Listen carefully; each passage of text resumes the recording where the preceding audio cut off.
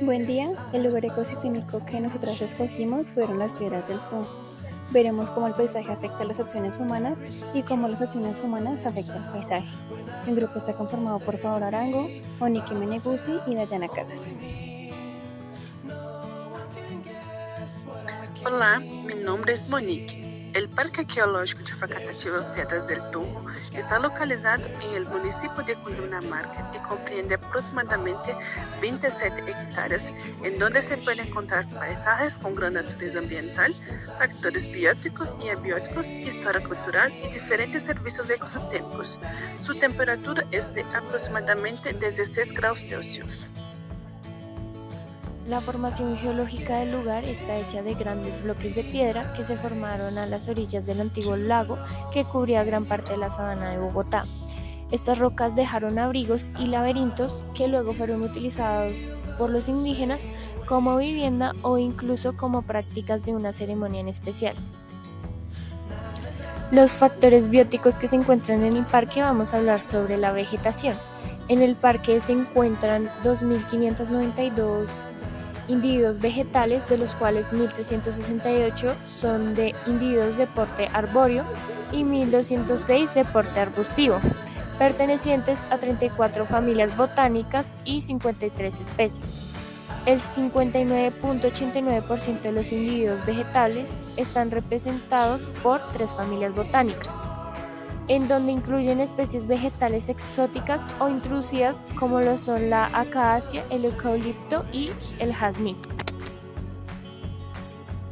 Ahora vamos a hablar sobre las principales especies nativas que se encuentran en el parque. La primera es la chicala, con 17,36%, el corono con un 13,97% y el sauco con un 9,81%, el alcaparro con un 7,78% y por último el drago con un 6,67%. En la zona también hay una fuerte presencia de especies de acacia, pino y ciprés, también como pasto de cuyo, lo que desplaza a las especies nativas. Aquí podemos observar una tabla de los individuos vegetales por familia botánica, en donde tenemos la categoría de familia botánica y el número de individuos vegetales. Podemos ver que el mayor número de individuos vegetales son los leguminosaes con 900 individuos, los metasaes con 379 y los phytosphoraceae con 273.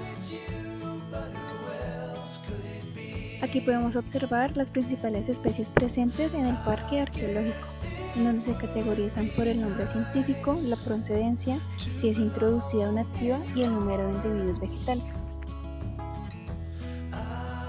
En este gráfico podemos observar que a mano izquierda representa la localización de las especies vegetales introducidas, que son todos los punticos rojos, y a mano derecha la localización de las especies vegetales nativas, que son los punticos verdes. Toda la zona verde clarita en general es la vegetación arbórea. Los principales factores abióticos presentes son los elementos de ecosistemas que no tienen vida, pero necesitamos para vivir, como el agua, el oxígeno, temperatura, luz solar, y que además componen un entorno que se clasifican en como geográficos o topográficos, como latitud, orientación, climáticos como temperatura, humedad, viento, presión atmosférica, composición y estructura del suelo, y químico como el aire, agua y componentes del suelo. Ahora vamos a hablar sobre los servicios ecosistémicos que cuenta el parque. Vamos a hablar sobre el cultural, que es el parque cuenta con un patrimonio arqueológico que se encuentra en los predios que hacen referencia a las pinturas rupestres que están ubicadas en las diferentes rocas, en donde hay diferentes características y se evidencia la historia y los escenarios utilizados por los indígenas. También cuenta con turismo para que las personas podamos ir a observar la biodiversidad que se encuentra en el parque, la historia patrimonial y hacer actividades recreativas aprovechando el espacio. En la diapositiva podemos observar las pinturas rupestres que hay sobre la historia patrimonial. Cada roca tiene un significado y forma diferente que conlleva a un trasfondo histórico, pero una de las esculturas más interesantes que se encuentran en el parque y que nos pareció son las que representan las divinidades, que son las que están en la diapositiva. Es muy interesante porque cada una de las esculturas representa a un dios diferente. Otro de los servicios ecosistémicos culturales que encontramos son los de la recreación y turismo, en donde la infraestructura física permite la realización de actividades como la navegación, los deportes y las caminatas. Es muy común ver en el parque personas haciendo ejercicio, trotando y en botes navegando.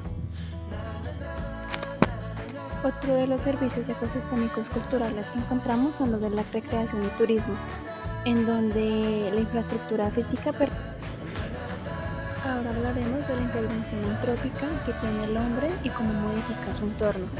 Las acciones antrópicas juegan un papel predominante en el paisaje al intervenir directamente en el entorno mediante la implementación de actividades agrícolas, pecuarias, infraestructura vial, urbanización y acciones turísticas y deportes. Esta intervención antrópica ha generado deterioro en el patrimonio arqueológico a través de la implementación de prácticas de recreación, como lo son el tradicional paseo de ollas, los eventos públicos masivos, la falta de una delimitación adecuada de los sitios rupestres, actos de vandalismo como alteraciones en el arte rupestre a raíz de grafitis, el rayado de la roca con materiales como el carbón y los vinilos y hasta el hollín que lo producen las fogatas. Otro de los daños antrópicos son los que afectan también a las alteraciones de origen natural, provocan un agrietamiento, lo que hace que las raíces de los árboles crezcan encima de la roca. Acá se puede evidenciar la desarticulación a pesar de ser una área protegida. Para esto se llevó un plan de manejo en el año 2005 en donde se estableció una propuesta de zonificación de áreas dentro del parque, en el cual se reconoce sus funciones diversas y se establecen áreas para la reserva natural, áreas arqueológicas y la recreación pasiva, áreas de recreación activa y áreas administrativas y de servicios. En primera medida tenemos el área de reserva natural, en donde se presenta como aquella zona que preponderancia de árboles y arbustos empleada para la delimitación del parque y como amortiguación del entorno. Aquí se prohíben las actividades de recreación activa. En segunda medida tenemos el área arqueológica y de recreación pasiva, en donde está constituida por los abrigos rocosos que poseen las manifestaciones rupestres, los senderos interpretativos, vallas, paneles informativos y estaciones y puntos de información.